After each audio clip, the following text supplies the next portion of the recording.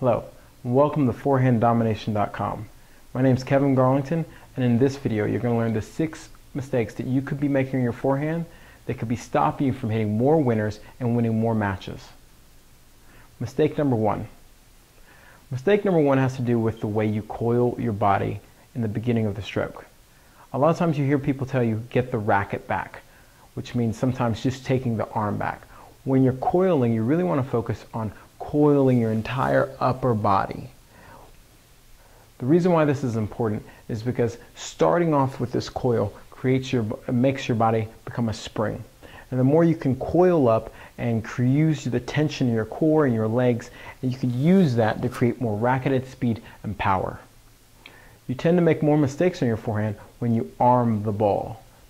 If you notice when I'm moving my arm, you're not seeing my body rotate. I'm not using what I call the biggest muscles in my body to hit the ball. Your arm is a strong muscle, but it's not as strong as using your core and your shoulders to rotate. So the very first thing you want to do is really focus on coiling when you take the racket back and not just taking the racket back with your arm. Okay, so now I want to show you what exactly this looks like so you can go out and practice this. What I mean by coiling and what I mean by just taking your racket back.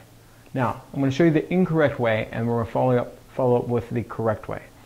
A lot of times you hear, get your racket back. And this means you're just taking your racket back. You haven't committed with your shoulders, or you're not using your hips. What I mean by coiling is making sure that we're going to coil and take your shoulders back.